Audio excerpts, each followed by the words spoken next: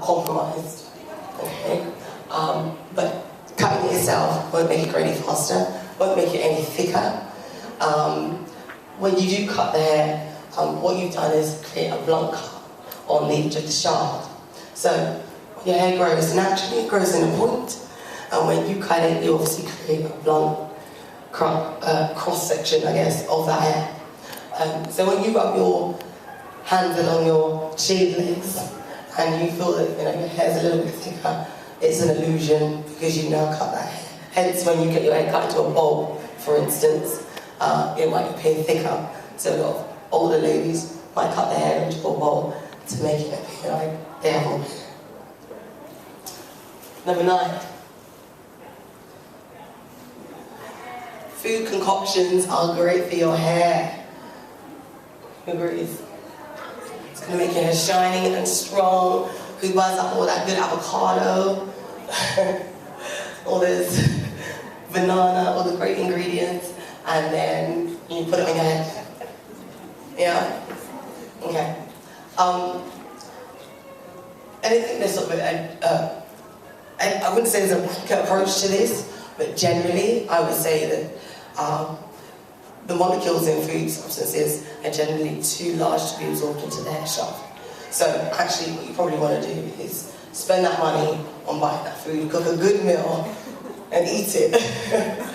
And your hair will thank you afterwards. I think the exceptions of things like honey, aloe vera, things that are water-based are more likely to be absorbed into the hair shaft.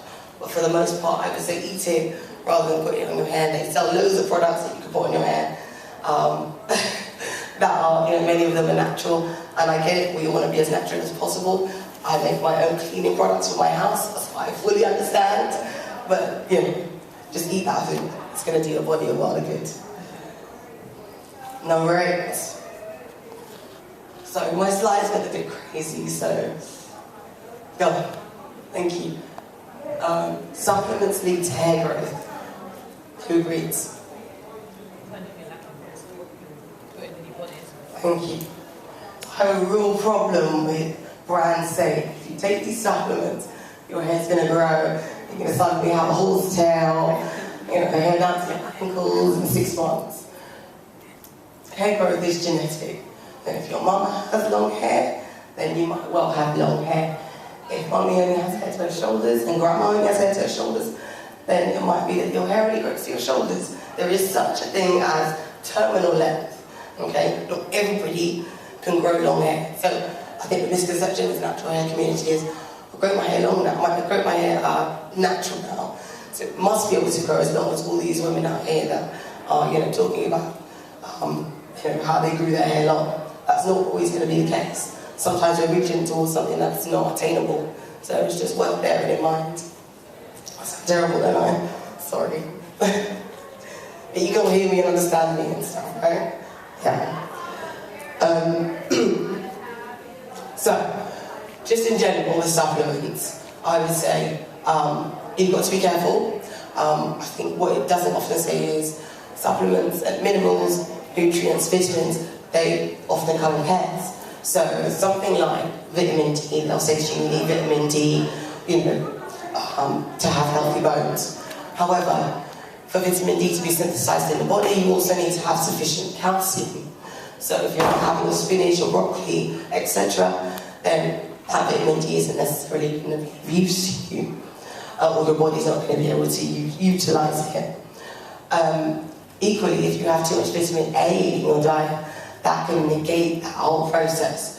So it's really worth being aware, not so much when you're taking a multivitamin, but when you're taking, a singular vitamin, like, an iron or a zinc, it's worth being aware that, these things tend to work in pairs. It's not, not sort of solid entities.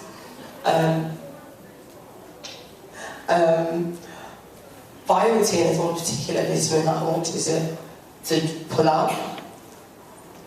And basically, in the beauty world, it's become renowned as being hair growth vitamin. Does anyone take biotin here? Show of hands. You do? Do you feel like it's working for you? I can't see a difference. How long have you been taking it for? 2 weeks. Okay, so maybe a little bit too soon to tell. So generally speaking, right, there isn't too much research around this. So we know that biotin is important, but we also know that we don't need massive amounts of it for it to be, good for your body to be functioning.